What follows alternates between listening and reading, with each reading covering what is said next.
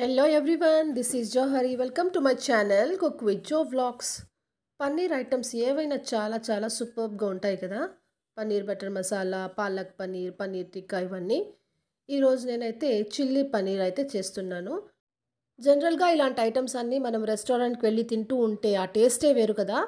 కానీ ఇప్పుడు నేను అచ్చం రెస్టారెంట్ టేస్ట్తోనే ఇంట్లోనే ఈజీగా తయారు చేసే ప్రాసెస్ అయితే చూపిపోతున్నాను. మరి ఈ ప్రాసెస్ చూసే ముందు నా ఛానల్ని సబ్స్క్రైబ్ చేయని వాళ్ళు ఎవరంటే please subscribe my channel.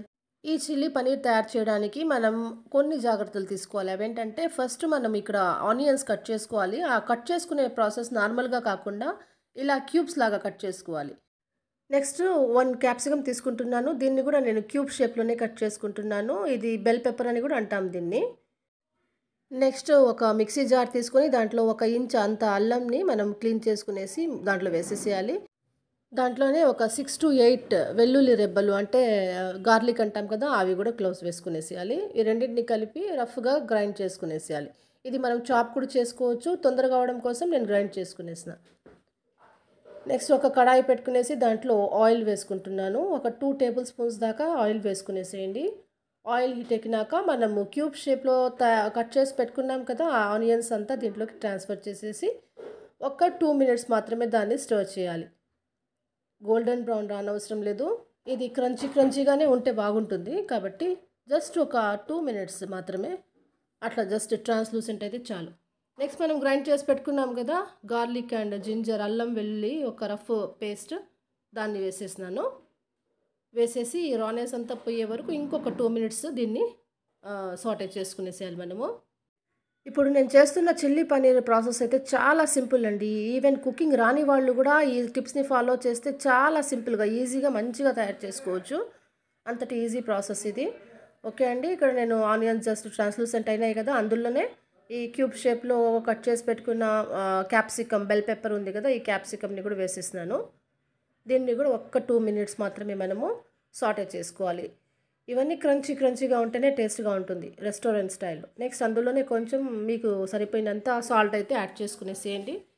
Salt add చేసినా కూడా దాన్ని మొత్తంగా కలిపి ఒక 2 మినిట్స్ స్టర్ చేసుకోండి. అందులోనే ఇప్పుడు పెప్పర్ పౌడర్ 1 స్పూన్ దాకా తీసుకుంటున్నాను నేను. బ్లాక్ పెప్పర్ పౌడరు చాలా టేస్ట్ ఇస్తుంది ఈ రెసిపీకి. పెప్పర్ పౌడర్ వేసినా కూడా మళ్ళీ అగైన్ 2 మినిట్స్ దాన్ని సాటే చేసేసి దాన్ని ఇంకా కవర్ చేసి పెట్టేద్దాం మనము. 2 మినిట్స్ కవర్ చేసి పెడితే అవి క్యాప్సికమ్ అండ్ ఆనియన్ పీసెస్ అంతా కొంచెం మగ్గుతాయి అన్నమాట.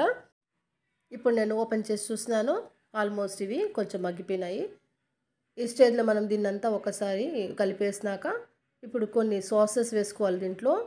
ఈ సాసెస్ వేయడం వల్లనే మనకి రెస్టారెంట్ టేస్ట్ వస్తుంది. ముందుగా అయితే నేను గ్రీన్ చిల్లీ పేస్ట్ వేసుకునేస్తున్నాను, గ్రీన్ చిల్లీ సాస్. దీన్ని కొంచెం మిక్స్ చేసుకున్నాక ఇందులోనే కొద్దిగా వైట్ వినేగర్ కూడా 1 స్పూన్ మాత్రమే యాడ్ చేసుకుంటున్నాను. ఇది వైట్ వినేగరు. ఇవన్నీ కలపడం వల్లనే మనకి రెస్టారెంట్ టేస్ట్ వస్తుంది. సో ఈ వైట్ వినేగర్ అయిపోయినాక ఇందులోనే 1 స్పూన్ సోయా సాస్ కూడా, డార్క్ సోయా సాస్ని కూడా 1 స్పూన్ వేసుకునేసిన. చూడండి ఇప్పుడు ఎంత గ్లాసీగా ఉంది కదా, ఇది లస్ట్రస్గా కనిపిస్తూ ఉంది కదా. ఇవన్నీ వేసేసినాక ఇప్పుడు ఇందులోనే టొమాటో కెచప్ కూడా కొద్దిగా వేసుకుంటాం. దీనికి ఒక మంచి ఐడియా చెప్తాను నేను. మనం రెస్టారెంట్స్కి వెళ్ళినప్పుడు టొమాటో కెచప్స్ ఇస్తుంటారు కదా ప్యాకెట్స్, అవి అక్కడే వదిలేసి వచ్చేయకుండా మనకి ఇచ్చిన ప్యాకెట్స్ మనం తెచ్చుకొని పెట్టుకునేస్తామంటే ఇలా ఎప్పుడు రెసిపీ చేస్తాం మనం యూస్ చేసుకోవచ్చు వేస్ట్ చేయకుండా. ఓకే అండి, నెక్స్ట్ ఇప్పుడు నేను చిల్లీ పౌడర్ కూడా మీరు తినే కారంని బట్టి వేసుకోండి. నేనైతే 1 స్పూన్ దాకా chilli powder, red chilli powder వేసుకునేసినాను. ఇవన్నీ వేసినాక ఇంకొక 2 to 3 మినిట్స్ నేను దీన్ని ఫ్రై చేసేసినాను. ఆయిల్ అంతా యూజ్ అవుతూ వస్తుంది కదా, ఈ స్టేజ్లో కొంచెం వాటర్ యాడ్ చేసుకునేసేయాలి దానికి. ఈ రెసిపీ మీకు గ్రేవీ టైప్లో కావాలి అనుకుంటే కొంచెం వాటర్ ఎక్కువే యాడ్ చేసుకోండి, లేదంటే మీకు థిక్గానే ఉండాలనుకుంటే వాటర్ తక్కువ యాడ్ చేసుకోండి. వాటర్ యాడ్ చేసుకున్నాక కొంచెం సేపు కుక్ అవ్వడానికి మనకు 2 మినిట్స్ వదిలేద్దాం దాన్ని. ఈలోగా మనము పన్నీర్ని కట్ చేసి పెట్టుకుంటాము. నేను ఇక్కడ 250 గ్రామ్స్ ఆఫ్ పన్నీర్ తీసుకున్నాను. వీటిని కూడా నేను ఇప్పుడు క్యూబ్ షేప్లోనే కట్ చేసుకున్నాను. సన్నని క్యూబ్స్ లాగా కట్ చేసుకున్నాక దీన్ని మనము దాంట్లోకి వేసుకోవాలి. ఇప్పుడు చూడండి 2 మినిట్స్ కుక్ అయిపోయింది. ఈ కర్రీ అయితే వాటర్ అంతా కొంచెం దగ్గర వచ్చింది కదా. ఇప్పుడు మనము కట్ చేసిన పన్నీర్ క్యూబ్స్ అన్నీ ఇందులో వేసేసేయాలి. వేసేసి మొత్తం ఒకసారి మిక్స్ చేసేసేయాలి. ఈ పన్నీర్ని ఇంకొక టైప్లో కూడా మనం కుక్ చేసుకోవచ్చు. ముందుగానే మనం జస్ట్ కొంచెం ఆయిల్ తీసుకొని దాంట్లో ఫ్రై చేసుకునేసి ఆ ఫ్రైడ్ పీసెస్ కూడా వేసుకోవచ్చు. బట్ మాకైతే ఇట్లే ఇష్టము. సో నేను ఫ్రై చేయకుండా సాఫ్ట్గా ఉండడం కోసం పీసెస్ని అలాగే వేసేసినాను. బట్ పీసెస్ అయితే కుక్ అవ్వాలి కదా! అందుకనేసి ఈ స్టేజ్‌లో నేను వాటర్ కొద్దిగా యాడ్ చేసుకుంటున్నా. వాటర్ యాడ్ చేసినాక మొత్తంగా కలిపేసి ఒకసారి మనం టేస్ట్ చూసుకునేసేయాలి. సాల్ట్ కారం అంతా సరిపోయిందో లేదో ఒకసారి చూసుకునేసేయాలి. లేదంటే ఈ స్టేజ్‌లో కూడా మనం యాడ్ చేసుకునేసేయొచ్చు.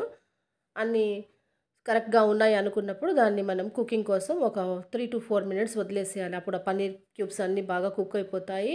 గ్రేవీ కూడా బాగా కొంచెం థిక్‌నింగ్ వస్తుంది.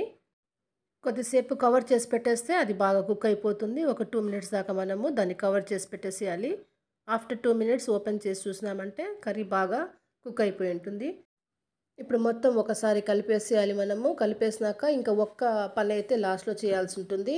అదేంటంటే కార్న్ ఫ్లవర్ ఉంది కదా! ఆ కార్న్ ఫ్లవర్‌ని ఒక టేబుల్ స్పూన్ దాకా ఒక బౌల్‌లోకి తీసుకొని వాటర్ కలిపేసి ఆ స్లర్రీని ఇందులో కలిపేసేయాలి. ఇప్పుడు చూడండి గ్రేవీ వెంటనే ఆ కార్న్ ఫ్లవర్ స్టార్చ్ వేసిన వెంటనే థిక్కెనింగ్ వచ్చేస్తుంది కర్రీ. చాలా బాగా మంచి లుక్ వస్తుంది. సో ఫైనల్లీ మన చిల్లీ పన్నీర్ అయితే రెడీగా ఉంది. దీన్ని చపాతీతో, పుల్కాతో లేదా బటర్ నాన్‌తో కూడా చాలా చాలా యమ్మీగా రెస్టారెంట్ టేస్ట్‌ని మనం ఇంట్లోనే ఎంజాయ్ చేయొచ్చు. ప్రాసెస్ మీకు నచ్చుంటే తప్పకుండా ఒక లైక్ అయితే ఇవ్వండి. మీ మంచి కామెంట్ అయితే పెట్టండి. మీ కామెంట్స్ నాకు చాలా వాల్యుబుల్. నా ఛానల్‌ని సబ్స్క్రైబ్ చేయని వాళ్ళు ఎవరైనా ఉంటే subscribe my channel. Thanks for watching. By by.